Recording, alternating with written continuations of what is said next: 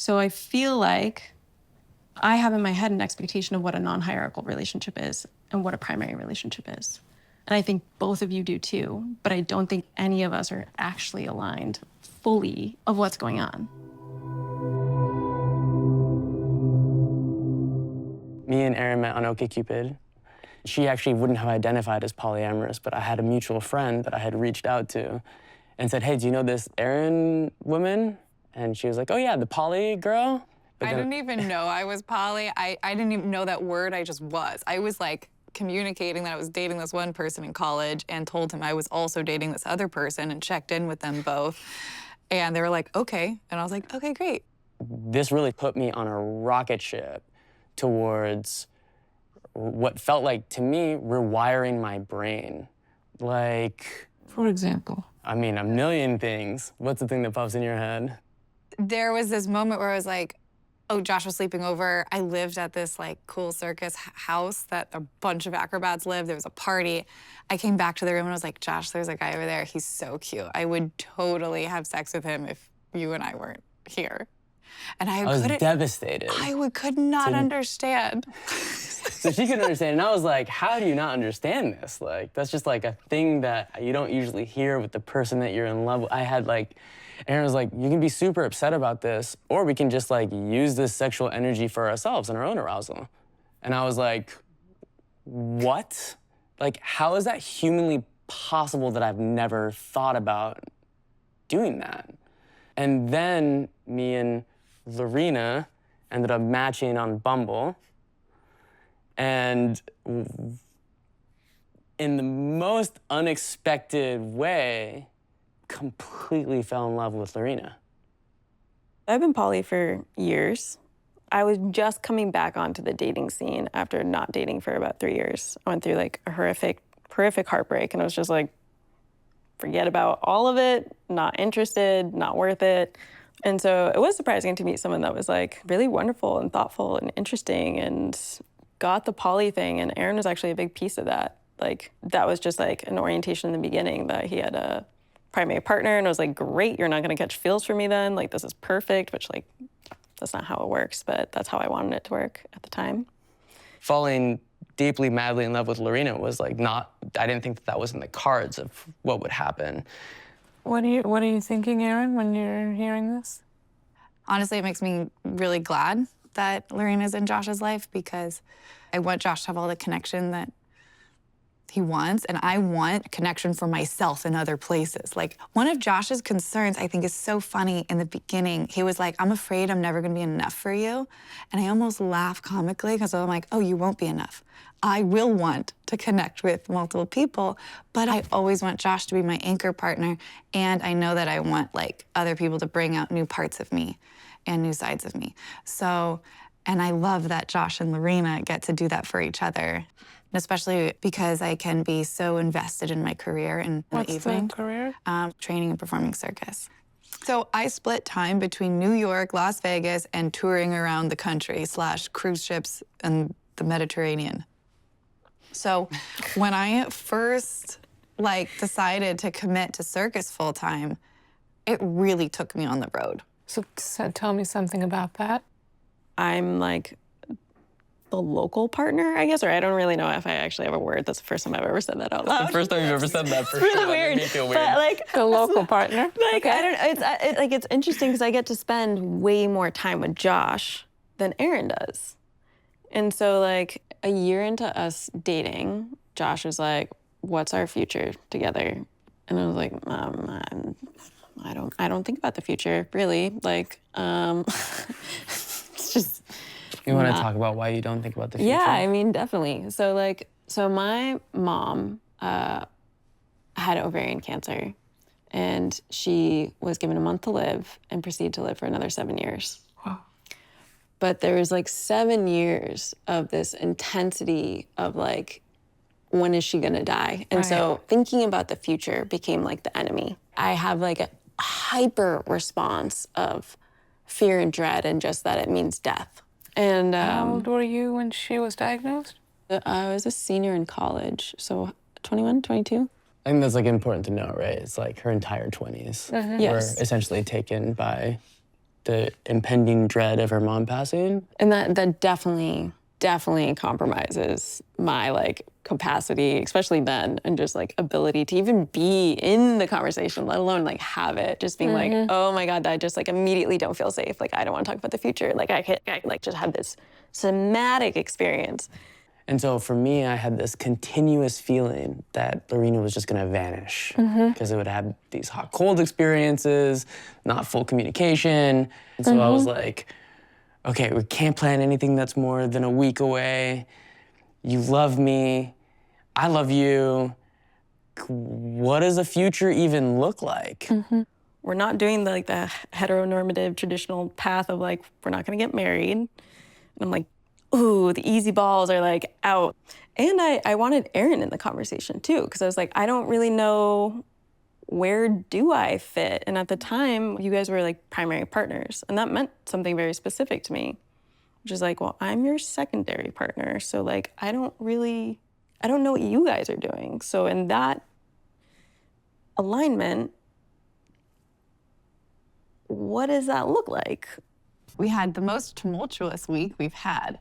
It was, first of all, a scheduling thing about me getting an opportunity for a circus gig, but it's like near New York, so I get to spend more time with Josh, and I assumed that Josh would want to have more time with me because I'm spending actually a lot of time in Las Vegas. This is, just so I'll understand concretely, this would mean that you would be in New York regularly, more than you were planning to be? Yeah, 2 to 3 days more per week. Got it. And I think it's like, that's definitely exciting. But the conversation around something that would impact me dramatically was never had. The majority of the conversation was focused on logistical exercises and assumptions. Rather than asking you, how would that impact you? Or just like, hey, we're a team. Like, let's sit down and this would be a big impact on you. Like, can we just talk about the ways in which this will impact you and if you're up for this? What are you thinking, Aryn? I was honestly pretty hurt that I like wasn't immediately welcome in our home.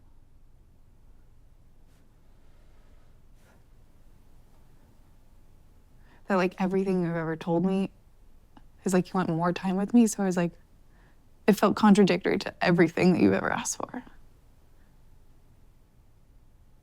But you're each talking from your own hurt or grievance. In a way, you're each saying, why don't you understand what hurt me?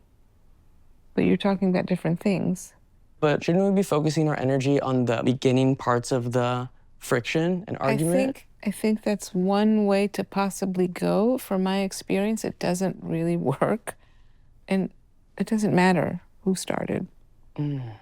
I just feel like it does matter who started it. It matters if you're in court. I mean, It doesn't matter if you want to just make things better. oh man, I just feel like for the person that initially causes the miscommunication. But people don't always see things the same way. Who knows when it started? It could have started half an hour before the conversation even started. Oof, that's hard for me.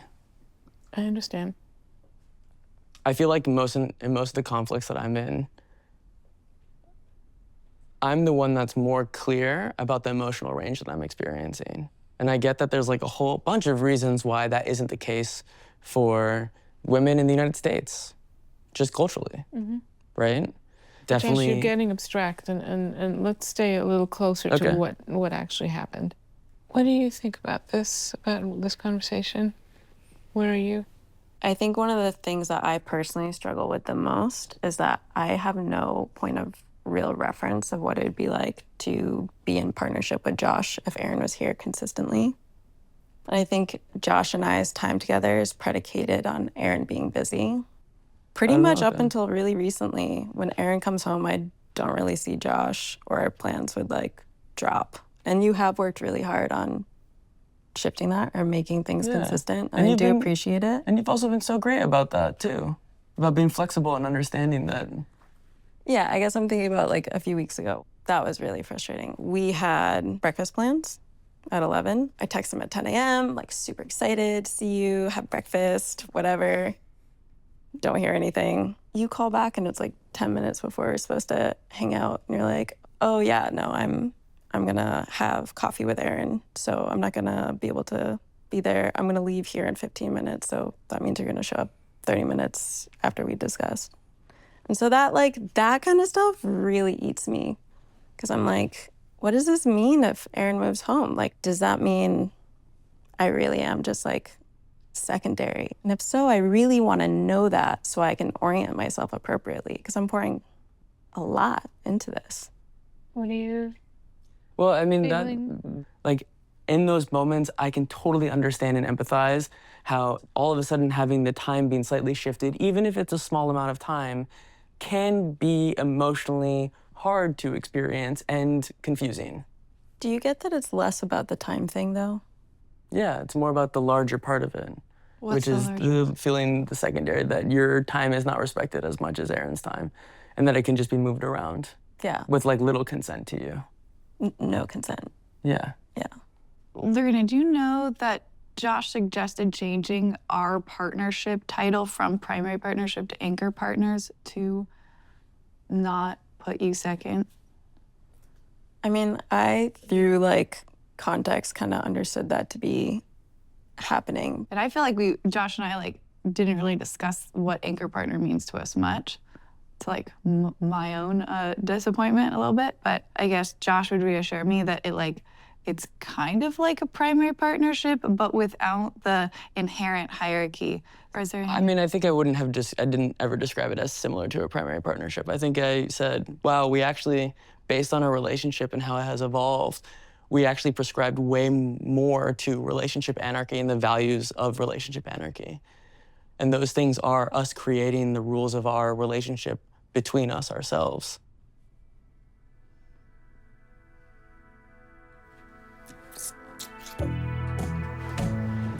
Josh and I are just digging a deep hole that we're kind of stuck in, and that's like really bad. Like losing hope. Tell me. So last week, Aryn was coming into town with her dad, and they're talking about having a barbecue at his house, his community house. Next day, Josh was like, hey, do you want to come to the barbecue? And for context, I've never met Aryn's parents. As far as I know, your parents aren't aware that don't have direct confirmation from you that you're poly. There's been Yeah, some... I haven't been out to my parents that I'm poly, so your assumption was correct. So I was like, hey, did you talk to Aryn about the barbecue? And Josh goes, yeah, you can come over, but like our dynamic can't really be present or above board or whatever it was. And so I was super hurt, incredibly hurt. And then Josh and I had a date night planned for Monday. Sunday evening, I'm talking to Josh. He's like, oh, I think I double booked. And we like get off the phone because you're like, I'm gonna go check in with Aryn. And I just like emotionally melt. But one of the things that I was thinking about is like, I feel so secondary. And it makes me feel deeply insecure and pulled back. And it's affecting me. I'm not feeling like I can plan. It's affecting me feeling like I don't know how to be in relationship with you. It's affecting me and feeling like I don't know how to actually make a future. So I feel like I have in my head an expectation of what a non-hierarchical relationship is and what a primary relationship is. And I think both of you do too, but I don't think any of us are actually aligned fully of what's going on. How are you feeling about this conversation? After I cheated on Josh, it was this super big rupture. He said things like, well, you blew all rights to have a say in what our relationship is out of the water. And I just felt like we were on such rocky ground that I didn't have the ability or rights within Josh's mind to even advocate for what type of relationship I still wanted, which I still, like in my heart, want a primary relationship. But it sounds like, if I'm understanding this correctly, that the central decision-making is between the two of you and you ask questions. Yes. In certain scenarios. Yeah. In a lot of scenarios. Yeah, a lot of them, but also I think the one where So Bill's who involved wants is... to change that? I guess part of that is me. Mm-hmm. Yeah, I feel like I don't. But are you in a minority? Yes. I mean, do other people want to change that? I mean, a part of me, just to be super honest, like I guess there is a part of me that likes to have a little control. Mm-hmm. And I would say that post Aryn cheating on me, I want to give less control to Aryn, if I'm being totally honest. But Do you see in all these examples the top priority decision maker with Aryn? what do you mean? If I could come to the barbecue with Aryn. Well, No, just listen. okay. When I want to schedule the month out, just Yeah, listen. Go ahead. Just be curious. Like, I'm asking Aryn if I can hang out with you on Sunday or Monday. Like, I'm asking Aryn if I can come over to your barbecue. Like, Aryn is a main decision maker in our relationship. Maybe we should talk about the fire thing real fast. Once you told me the fire story, I was just like, oh, everything makes way more sense. So tell me about it. I'll try to say it as succinctly as possible. When I was in college, it was like a Wednesday night. We were very bored. Everyone wanted to do something. 3 of the guys that I was friends with and very close with were from the Middle East, and they never had s'mores before. And so I was like, oh, guys, you gotta have this American experience of having s'mores. Like, I'll take you to this beautiful place. I know a really wonderful hike. It's incredible, and we'll have s'mores. And so it ended up being 10 of us going on this hike. We were just kids, 18, 19. We weren't doing anything rowdy.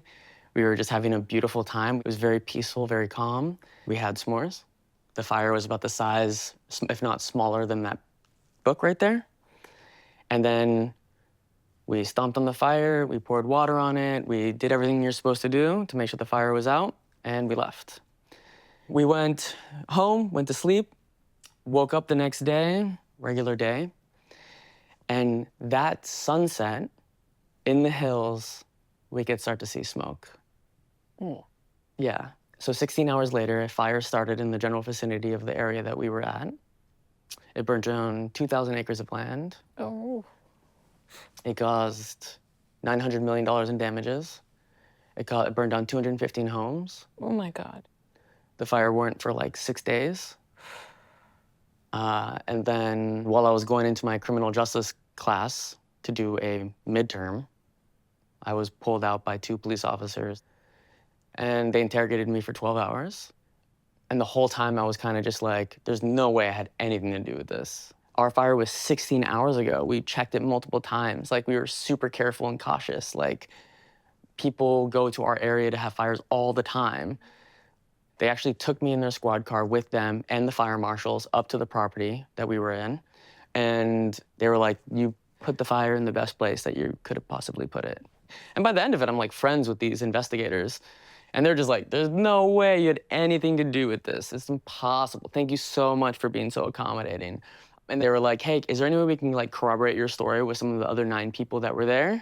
And I was like, yeah, of course, for sure. What I thought was gonna be like just a few guys coming with me to go talk to the other people ended up being like the entire department essentially coming.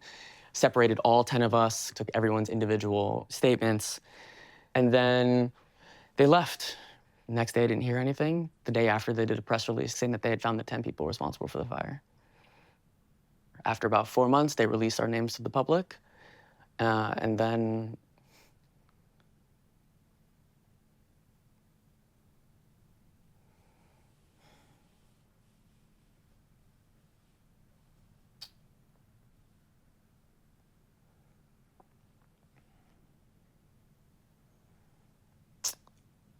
then we went through the criminal court proceedings. District Attorney of, give me a second.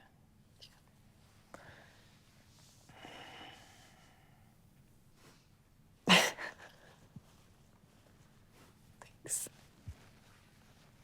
So then, the district attorney said there was not enough evidence to prove beyond a reasonable doubt that we were responsible for the fire. But they had fucked us. And they'd fucked us because the civil court cases have a different standard of guilt. Mm-hmm. And that the irresponsibility of the police department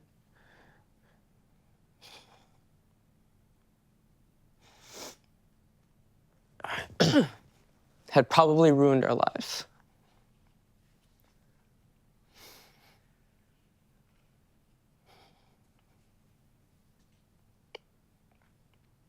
So I felt fucking terrible because I had jeopardized my 9 friends.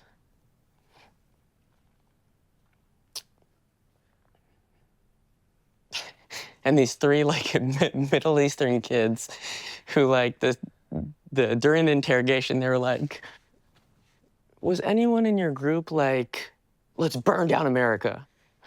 So I tried to take as much responsibility as possible for everyone's actions, just because I was like, fuck, no, these 3 kids are never gonna be able to come into the United States ever again. They're gonna get kicked out. So I was considered like the gang leader, this ringleader of this group. So the court case finished, but then the civil court cases started. And those lasted for about 5 years. And I was sued for like tens and tens of millions of dollars. So the town basically wanted money. Yeah, exactly. What happened between the 10 of you, the 10 kids? I don't talk to any of them anymore. I tried to take as much responsibility as possible, and then I just became that person that caused all the damage in their life experience and inhibited their life. There was like some family issues then, right? My parents thought I was criminal, so I was kicked out of my house. There was like all these other follow-on effects that happened because of that environment. Terrible. Yeah. There are lots of significantly more terrible experiences, but mine was, it's a unique blend of terrible. What, I mean, one of the themes that the 3 of you have talked about is the issue of blame. Mm-hmm. And I'm just wondering how this particular history Connects to blame? has primed you to experience blame in a particular way. Maybe. When I heard about the fire, that actually made me understand a little bit more about the way I feel like you orient around blame and taking full accountability. I didn't like understand when some of this energy would come up because it would feel fast and sudden and it would be like, it felt old. I think when it's really your anger and your hurt and your feelings of betrayal, the intensity of loss feels like a lot. Like you're getting up and you're leaving. Like our night is over. You don't want to talk to me. My apologies are meaningless to you. Like that's what you say. Like there's a huge sense of like, I feel like I can do nothing. It seems unsalvageable. It's unsalvageable. I think that is actually the energy of it. Yeah. When people blame each other, a lot of the time, it's not just about that incident. They might be carrying a whole lot of history. And what happens to the recipient is they receive a package of blame that is bigger than them. And I would imagine that this kind of history would make you very prone to make those kind of big blaming statements or questions of loyalty that make it very difficult to respond to, because who can make up for what happened?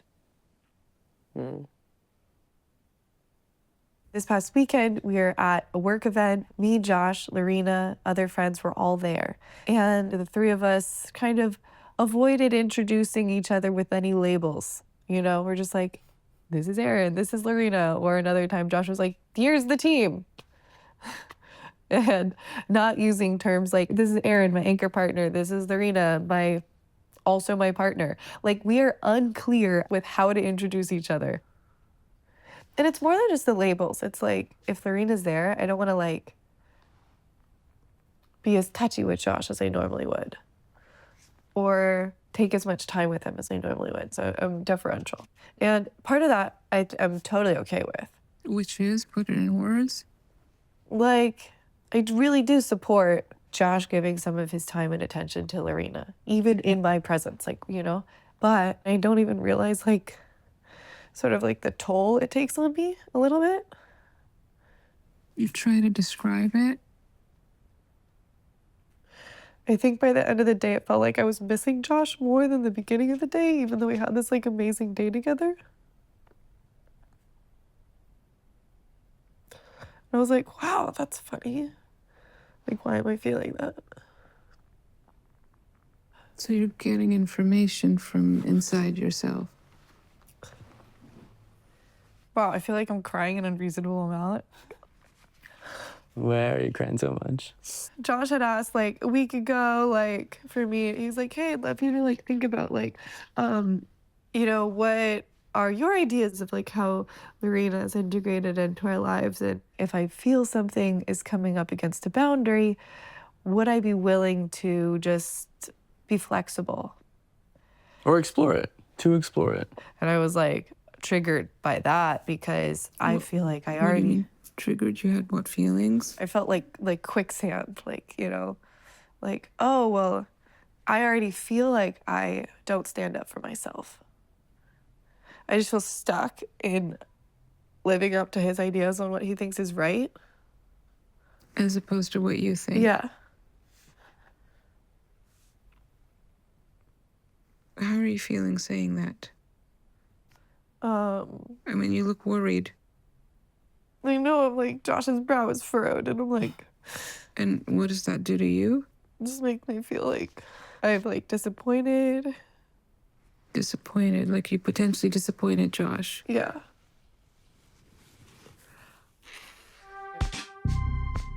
We've been polyamorous for over 8 years now, right? Different partners, long-term partners, short-term partners, different variations. We're actually like really doing a good job of living out the polyamorous experience that I thought was possible. And I was really wondering like what was the polyamorous experience that you expected us to be having? This is within the realm of possibilities that, you know, I imagined could happen. But I feel like it is, like their relationship is more significant than I signed up for. I really, really do support everything that we're doing. It's just harder. Yeah. I'm having a harder time with it. There is this fear of the floor dropping out for me. Aryn could be like, I don't want you to date Lorena, or I want us to close our relationship. Not that you've been like, there's a veto over your head. That's not what I'm saying at all. But that is the floor dropping. Yeah. It's like something completely out of my control. But one of these two decides we're now going to be exclusive and you're out. Any thoughts? I will never veto you. I appreciate that. Yeah. Well, Do you want to say more about yeah. that? Like I've been in dynamics where I've accepted being a third person to someone else's dynamic with the understanding that they have a veto over like my presence in their life. But me and Josh don't have vetoes with you. And I don't believe we would have vetoes in the future, especially not like an existing relationship. I can't imagine a scenario where that would ever be a thing. I appreciate hearing that. Yeah. I have a question for like playing out a more reasonable scenario that actually might happen. What happens if Josh and I decide to move? Your future has just always been part of this dynamic. You guys moving has been on the table from the beginning. It would feel crazy for me to have like a veto on that. Be like, nope, you guys can't move to San Francisco. That feels crazy to me.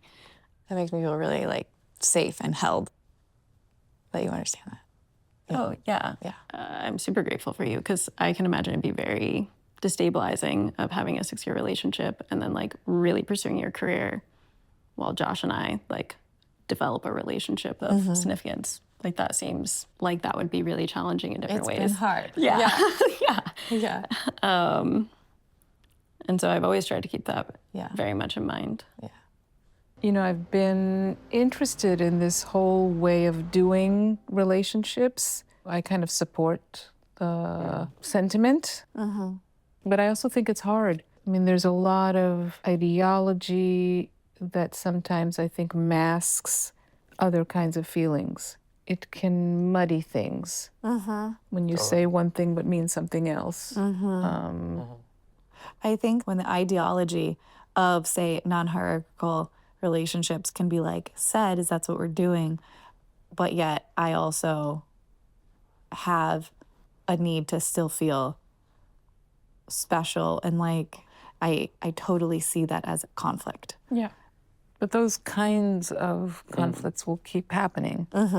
Totally. Yeah. I think one of my things is I've really struggled with what you guys have said versus what has been done. But I was looking to you two to tell me what I should expect about our relationship. So it's like I'm seeing the ways that I have like played into this, and doing anything that's non-normative and against the culture is really hard. I feel like it just stays messy. Totally.